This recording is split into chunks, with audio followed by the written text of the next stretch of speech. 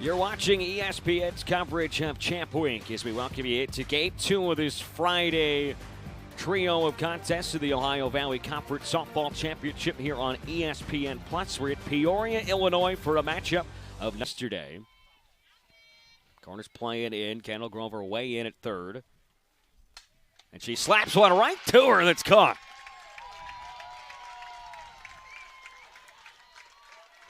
Yesterday, 7-3 to get here.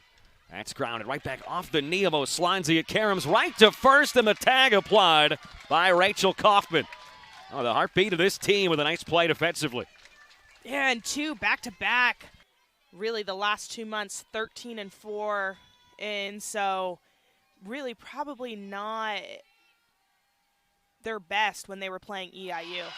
There's a strikeout to end a nice first inning. Scored twice. Behind her, Kaufman was 3 for 3 and reached 4 times. And then Jessamine homered and was a tough out, and top of the order stays hot as Grover singles up the middle.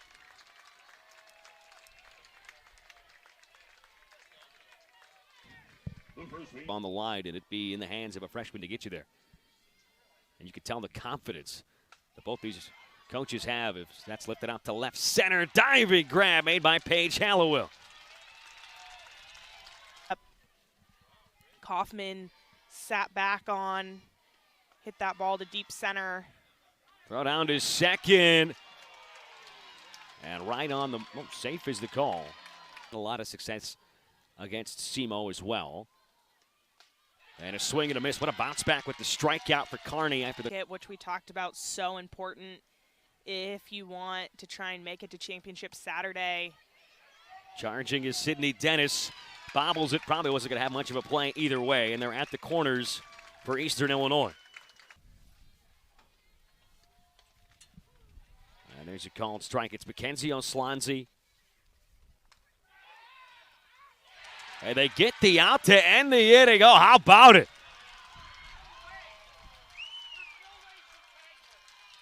A heady play. They get the out at second, and just like that, the services partner of the OVC. Cat Sackett grounds one right back to Oslanzi. More action for the pitcher out there. The freshman worthy of the task here, and she's retired the first 4. Mo, all the way back on March 9th, went all 12 innings through 174 pitches in that game. As that's belted out deep towards left field. Down the line, it's a fair ball as it hops off the wall. Peak sprinting and sliding into second with a 1-out double. First base runner against the freshman of the year of the Brooklyn Saints-off, the freshman making her 26th start of the season. Down in the count, 1-2. And hits a 2-hopper over to short. Brianna Gonzalez sails that off the top of the dugout. RBIs this season so far for Dennis. Thought about bunting it, gets behind, that's going to score a run. Maybe got in the eye line there with the bunt attempt. It gets by Ullman, and Peak scores from third. Yeah, Marissa Peak with a really, really big secondary lead. A chance and a berth in the championship. One hopper, that stays fair. The throw across, unable to dig it out is Kaufman. Everybody's safe. And Saitsoff scores from third. 2-0 SEMO. Yeah, and EIU just falling apart a little bit in this inning. Grover plays that well.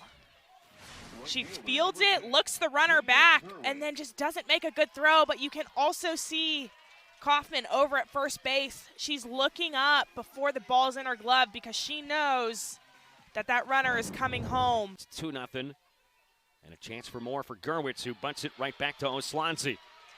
Not even a play at first. Tatum Gerwitz with the bunt single. Deadened it perfectly right where she wanted it. Yeah, and I've been saying this all week with these left-handed hitters. A lot of teams playing. 2 balls and 2 strikes to Brittany Afalter. And she takes strike 3 called. Oh, it was 2-0 and Mackenzie Oslanzi, the freshman of the year. Glove. And I think he has it. Rickerman lines it right back up the middle. Dennis coming around third. The throw to the plate, not in time. Another run comes home, and safe at third is Tatum Gerwitz.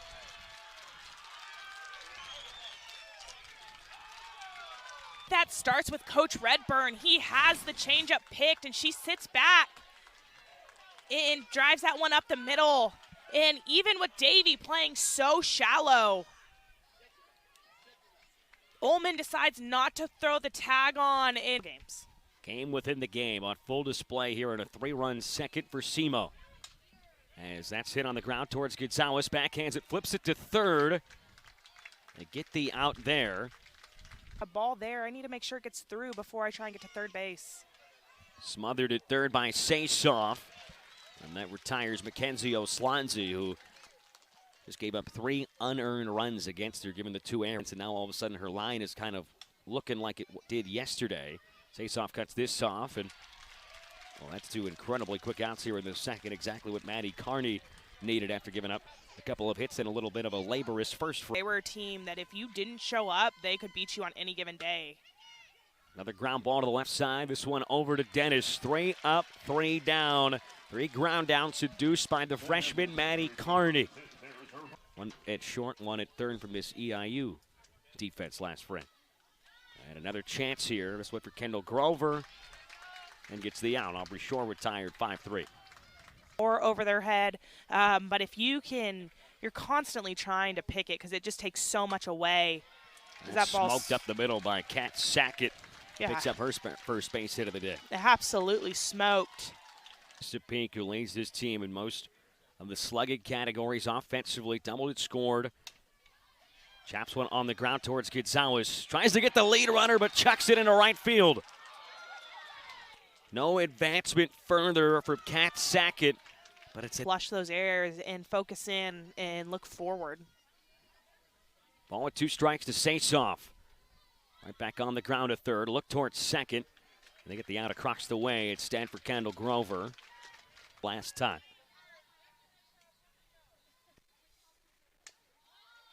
Off the end of the bat, this is going to stay fair. Only play it first, but everybody's safe. Another one home, and it's 4-0 SEMO. Right off the end of the bat, somehow deadened right down the line. And win another on Friday. You go 2-0, you're already there. Nobody's had to log too many pitches. And one of these 2 teams is going to be on that exact path. 1-2, takes a pitch high, and swiping second is Sydney Dennis. Outfield shaded to the left field line. Yet another 2-2. And this one's line, but it's right to Brianna Gonzalez, inning over. Couple of base hits, another error, another run home for SEMO. Thing was gone, it felt like in the blink of an eye.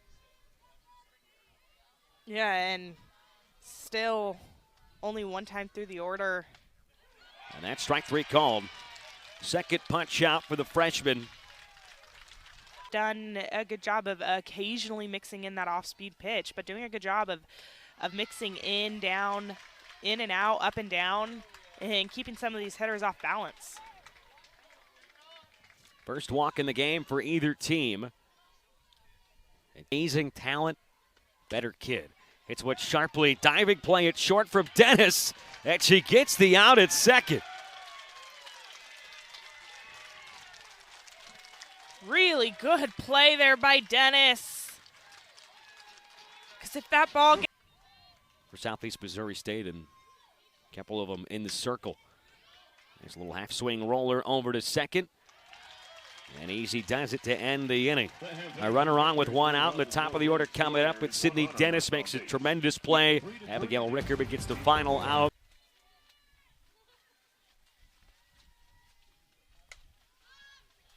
Hit out deep towards left field. It's carrying, and it's going to get all the way to the wall over the head of Hickey.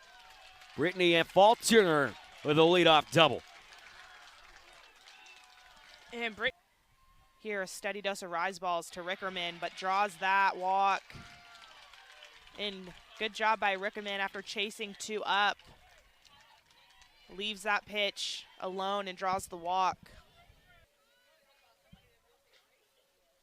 And a move over both runners with a bunt down the third baseline. A great one placed down. She's out at first. This might be one they want to look at. Hallowell was immediately putting both hands on her ears saying this is something they want to look at. And it looks like she is Oh, safe. she's safe. Beats the throw. This call should should be overturned. Pretty clear evidence there. About as definitive of a shot as you could possibly ask for. And Shore smokes one right back up the middle into center. 1 run scores. The throw home cut off. It's a 2-run single for Aubrey Shore. And Aubrey Shore, clutch base hit to drive in 2 and extend this lead. SEMO still cooking. That ball just right down Broadway, and you can't do that to a hitter as good as Shore is. Drives in 2 runs. Still first and second with nobody out. But really important out for McKenzie here to try and get this first out of the inning. That's rocketed deep out towards right field. It's going to get to the wall. Hallowell's coming around. She's going to score. Shoop right behind her and in there, safe. 8-0 Redhawks. And a stand-up triple just drives this one into the right center gap. And Shoop coming all the way from first base. Redburn just waving her around the entire time, being so aggressive. It's now a triple. And a great opportunity for Marissa Peak to just keep piling on. One hopper right to third, and that's not going to get the job done, but it's just the first down of the inning.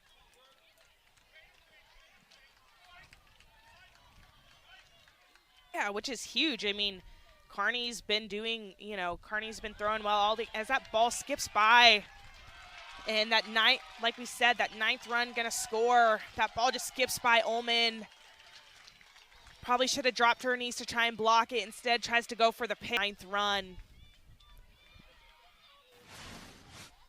Yeah, you just see Ullman tries to pick that. Should have dropped her knees. What an inning for SEMO, and they just continue to pound away against EIU pitching. And there's another base runner as the freshman Brookwood Sasoff draws the 1-out walk, and it just feels like they have had at least. And that's ripped right by the third baseman, Kendall Grover. Into left it goes, the 10th hit already for SEMO. And they don't seem to be content with this. Yeah, just one hitter in the order in Sasoff that doesn't have a hit today.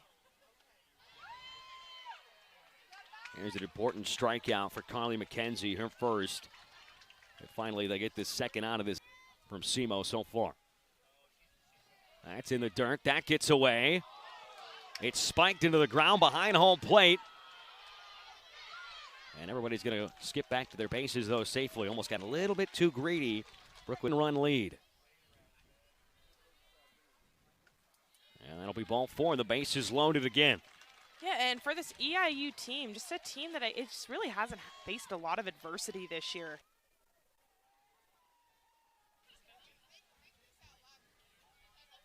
Abigail Rickerman slaps it right to third. That's a big out for Kendall Grover for EIU. This really could have gotten out of hand if that gets by. As that's it right over to Brookwood Sasoff. And an easy first down of the inning.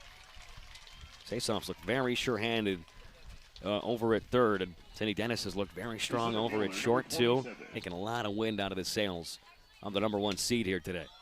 Winkler hit over towards Dennis. Soft balance throw, and another web gem. SEMO is just doing everything so soundly. Always tough trying to repeat. Yeah, and a team that averages 5 or more runs a game. It's not a team that's used to seeing zeros on the scoreboard in the 4th inning. Get some base runners and slowly chip away at a 9-run deficit. Still just the 4th inning. And that's going to get the job done. Base hit back up the middle. And 2 straight 2-out base runners.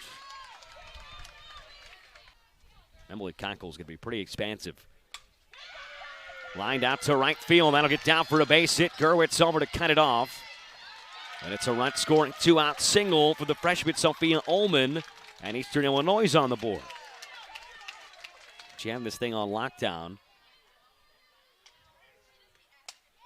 1-1 is belted out to left. It's slicing away, and into the bullpen, out of the reach of Brittany Falter.